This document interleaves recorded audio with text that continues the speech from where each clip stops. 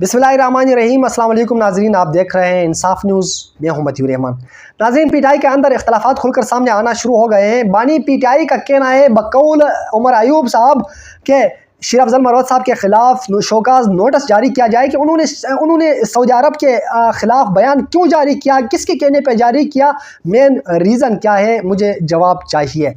कल उमर अयूब साहब और आरिफ अलवी साहब ने इमरान खान साहब से मुलाकात के बाद जेल से बाहर सहाफ़ियों से गुफ्तगू किया और उसके बाद उन्होंने कहा कि बानी पीटीआई का हुक्म है। उन्होंने ये कहा है कि शेर अफजल मरवत को कोर कमेटी और सियासी कमेटी से फारिग कर दिया जाए और जितने भी व्हाट्सएप ग्रुप्स हैं उनसे फारिग कर दिया जाए। और उनका ये भी कहना है कि शेर अफजल मरवत साहब को शोकाज नोटिस जारी किया जाए कि उन्होंने सऊदी अरब के ख़िलाफ़ जो बयान जारी किया था, क्यों किया था, किसके कहने पे किया था, मुझे जवाब चाहिए। तो उसके बाद मरवत साहब का ये बयान आया कि मैं इनको जवाब देना ज़रूरी नहीं समझता क्योंकि इनकी कोई वैल्यू ही नहीं है। आज पार्टी जिस जगह पे है मेरी वजह से है। बानी पीटीआई की जेल जाने के बाद मैंने पार्टी को रिप्रेजेंट किया है। मैं अगर पार्टी में ना होता तो आज पार्टी अपनी जगह पे खड़ी ना होता तो आज पार्टी ख़त्म हो चुकी होती। शेर अफजल मरवत साहब का ये बयान है। मुझे इनकी बातों पे कोई इत्मीनान नहीं है, भरोसा नहीं है। मैं इनकी बातों पे भरोसा नहीं करता।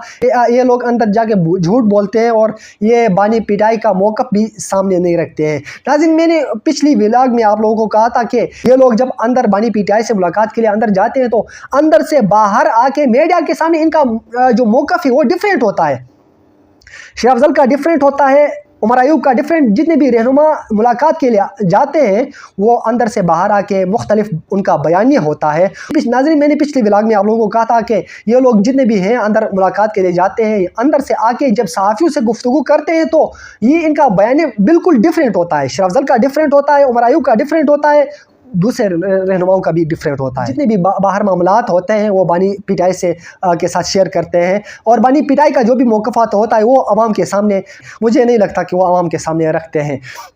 तो आज शेर अफजल मरवत साहब का भी यही मौक़िफ़ था कि ये लोग अंदर से बाहर आके झूठ बोलते हैं और बानी पीटीआई के सामने भी सब कुछ झूठ बोला है।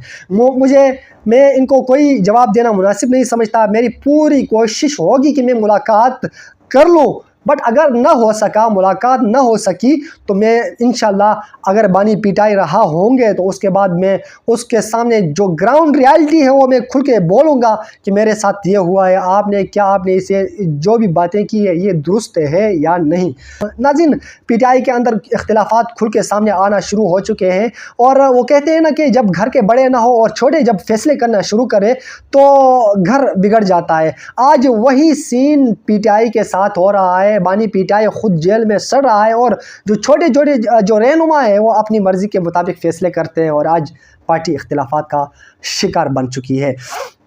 आगे देखना है क्या होता है, शेर अफजल मरवत साहब का क्या बयान आता है और बानी पीटीआई का क्या मौक़िफ़ अंदर से आता है। उसके बानी शेर अफजल मरवत साहब के लिए मुलाकात के लिए टाइम देंगे नहीं देंगे, इंशाल्लाह दोबारा हाज़िर होंगे। इसी मौजू पे इंशाल्लाह दोबारा हाज़िर होंगे। अल्लाह हाफ़िज़।